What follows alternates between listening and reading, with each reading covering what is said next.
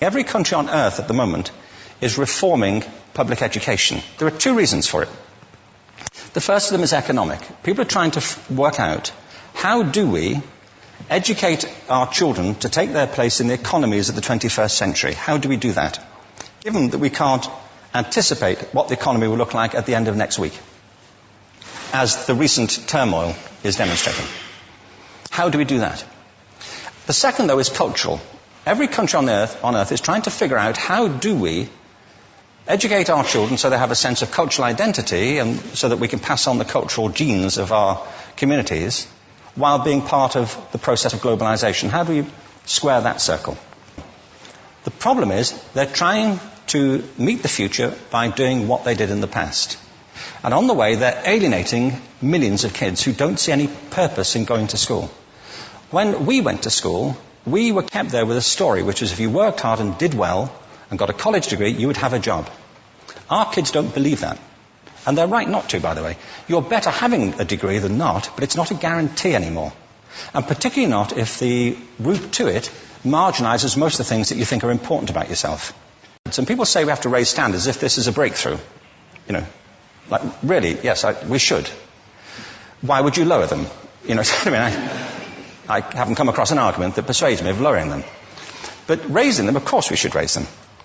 The problem is that the current system of education was designed and conceived and structured for a different age. It was conceived in the intellectual culture of the Enlightenment and in the economic circumstances of the Industrial Revolution. Before the middle of the 19th century, there were no systems of public education.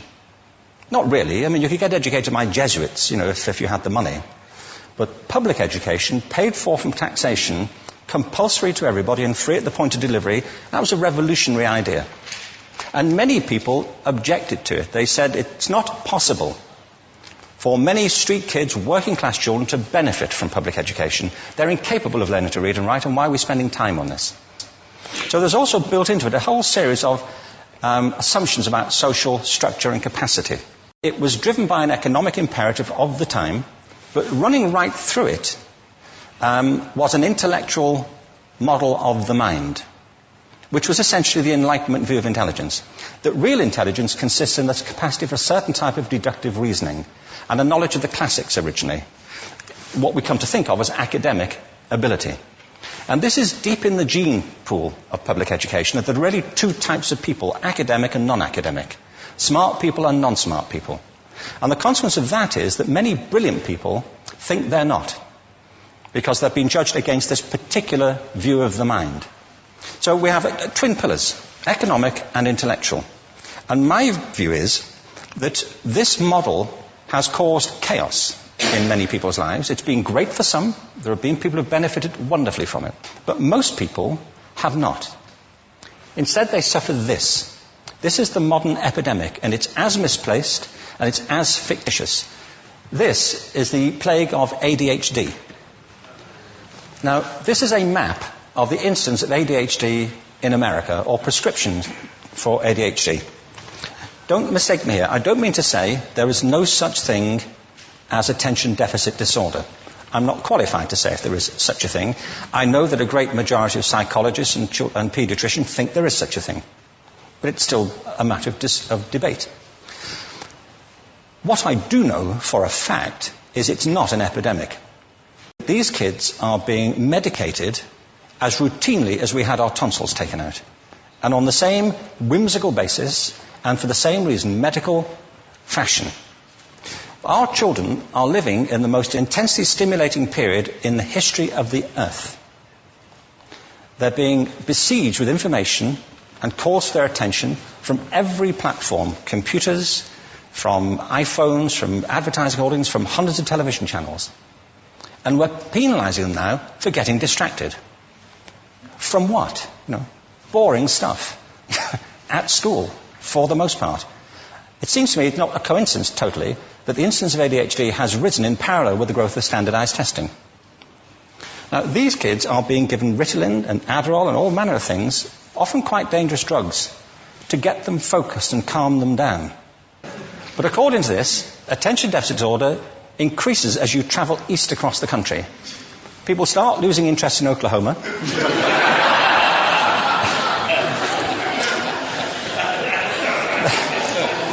They can hardly think straight in Arkansas. And by the time they get to Washington, they've lost it completely. And there are separate reasons for that, I believe. It's a fictitious epidemic.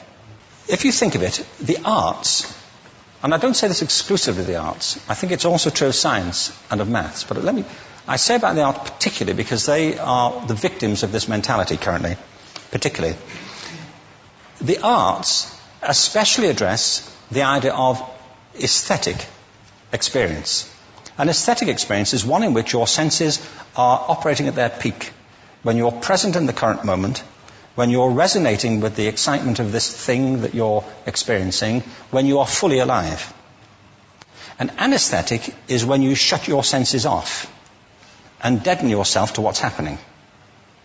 And a lot of these drugs are that. We're getting our children through education by anesthetizing them.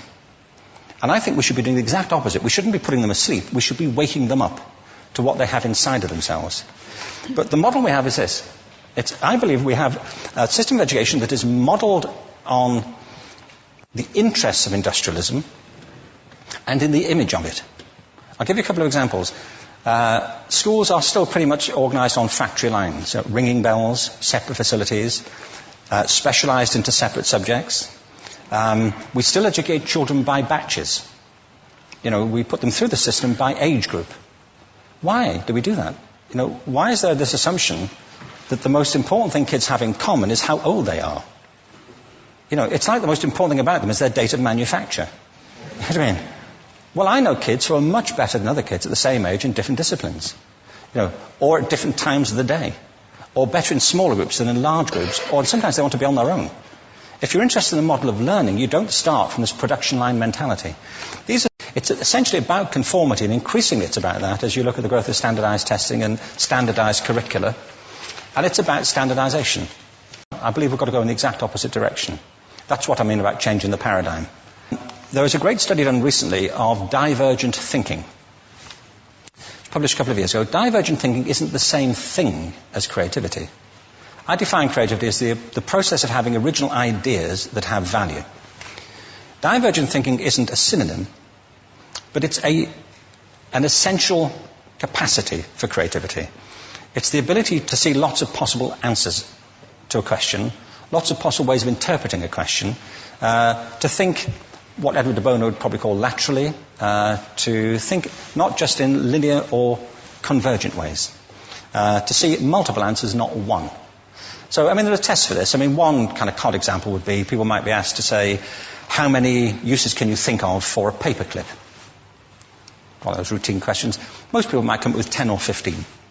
People who are good at this might come up with 200. And they do that by saying, well, could the paperclip be 200 foot tall and be made out of foam rubber? Does it have to be a paperclip as we know it, Jim? Now, there are tests for this, and they gave them to 1,500 people. This is in a book called Breakpoint and Beyond. And on the protocol of the test, if you scored above a certain level, you'd be considered to be a genius at divergent thinking. Okay? So my question to you is, what percentage of the people tested, of the 1,500, scored at genius level for divergent thinking? Now, you need to know one more thing about them. These were kindergarten children. So what do you think? What percentage at genius level? 80. 80, okay. 98%. Now, the thing about this was it was a longitudinal study. So they retested the same children 5 years later, ages of 8 to 10. What do you think? 15? They retested them again 5 years later, ages 13 to 15. You can see a trend here, can't you? Now, this tells an interesting story, because you could have imagined it going the other way, couldn't you? You start off not being very good, but you get better as you get older. But this shows two things. One is we all have this capacity, and two, it mostly deteriorates. Now, a lot of things have happened to these kids as they've grown up. A lot. But one of the most important things that happened to them, I'm convinced, is that by now they've become educated. They've spent 10 years at school being told there's one answer, it's at the back. And don't look. And don't copy, because that's cheating. I mean, outside schools, that's called collaboration, but inside schools. Now, this isn't because teachers want it this way, it's just because it happens that way. It's because it's in the gene pool of education.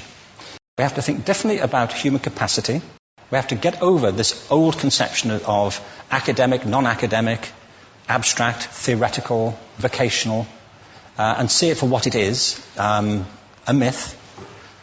Secondly, we have to recognize that most great learning happens in groups, that collaboration is the stuff of growth.